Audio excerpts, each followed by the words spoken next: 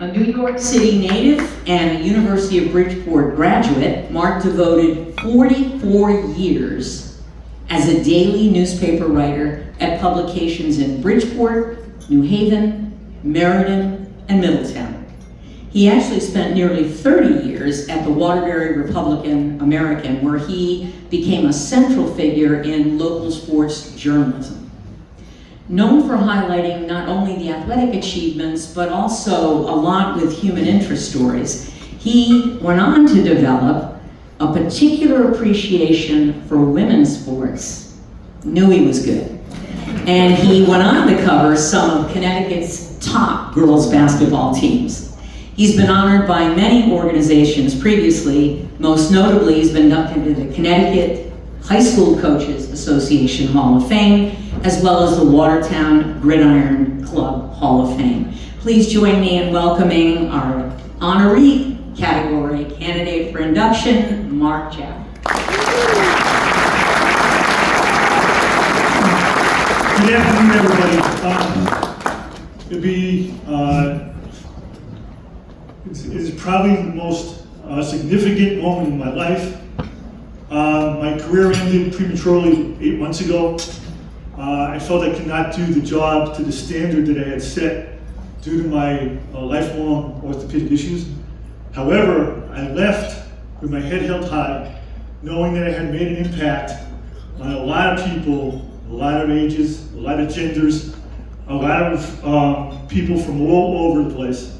And one of the best things that ever happened to me recently was when a former player from Holy Cross by the name of Gordon Shepard, I wrote about 25 years ago, said that he wanted to be here. He brought his entire family today to honor me. There's nothing better than that, so thank you, Gordon, for that. After this Hall of Fame was being established in 1987, I had the privilege of covering the University of New Haven women's basketball team that would not only win the league title, but the NCAA Division II National Championship at the Springfield Civic Center. What was really significant about that is, an hour before the Final Four was to begin, Dick Vitale from ESPN walked into the dining room area, saw my name tag, and said, "Mark, I'm Dick Vitale. I have never done a women's broadcast before. Could you please help me out? Do you know anything about New Haven?" I said, "I'm a beat writer." "Do you know anything about the other teams, Northern Kentucky and Cal Poly Pomona?" And I said, "Yeah, absolutely." He goes, "Please help me." So for 10 or 15 minutes, I gave him chapter and verse, led by George Jeter and Charlene Taylor, who were on the sophomores on the New Haven team, who are in this Hall of Fame. And I stopped after 10 or 15 minutes. I needed a break. I needed a cup of coffee. I needed some water. Dick was unbelievable. "Marky, what are you stopping for? Keep feeding me those tidbits. Let's go." New Haven wins in overtime.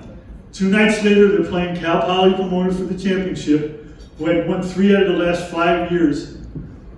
An hour before the game, Dick walks into the dining room at the Springfield Civic Center, sees me. "Come on, Marky, let's go. What do you got? Let's give me those tidbits."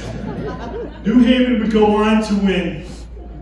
For the last week and a half of the season and the days after the championship, I had the lead story in the New Haven Register and Journal-Courier, which at the time was a 100,000 circulation newspaper. You could get the stories in the paper the next morning. You can't do that anymore with the deadlines imposed. My name was connected to all of you, and to that team, and to all the stories that I wrote about Westbrook. Pete Schuler, I covered every one of Pete Schuler's championship games. I was at courtside when Tracy Liss broke Walter Luckett's all-time scoring record for boys and girls. Really funny thing about Tracy, colleges thought she was a boy because they couldn't believe that somebody was scoring that point. College coaches were sending it to the boys coach. And John Crott from Killenly said, "We crossed them off the list." I called the Danielson post office and I asked the lady that was working there, I said, "Do you have problems with the mail delivery for Tracy Liss?" "Yeah, we make sure that she gets all her mail."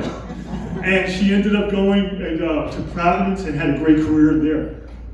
I also was at courtside for the greatest thing I've ever seen in my life, when Melissa Jean Bullock of Guilford came back a year after collapsing on the court with it turned out to be a brain tumor, and she had her comeback game, scored 8 points, had 5 rebounds, and she was mad that she missed a couple of bunnies and a few foul shots, which she never would have missed. So I'm so honored that her mom, Suzanne, is here tonight for me. Suzanne, you're always going to be family to me. Thank you. And lastly, I'm a hoarder when it comes to important things. And when I retired, I had to bring 7 boxes home. And I found a letter, an original letter, from one of the former Hall of Fame recipients, Sabrina Johnson Brill, who wrote me a letter, and it's dated, let's see here, March 26, 1987. She was living in Jamaica, Queens at St. John's University, and she thanked me for recognizing girls basketball in the University of New Haven. So if anybody knows Sabrina Johnson, please give her my best. Tell her I still have her thank you letter. On behalf of my family, my brother lives in Iceland, my nephew and niece are in New York City, unable to be here. Thank you from the bottom of my heart.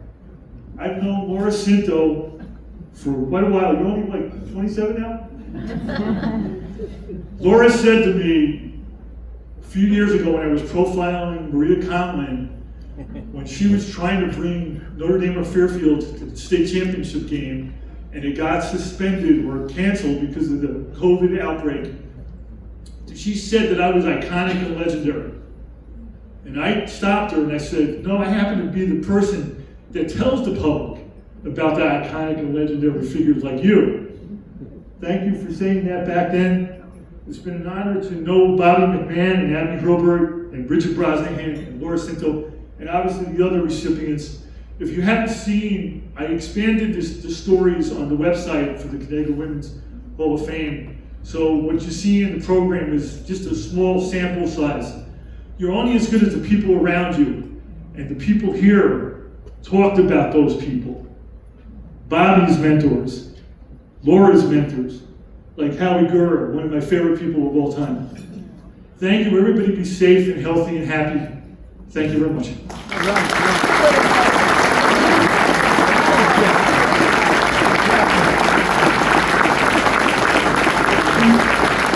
Thank you, Mark. And now it's my honor to present his presenter, familiar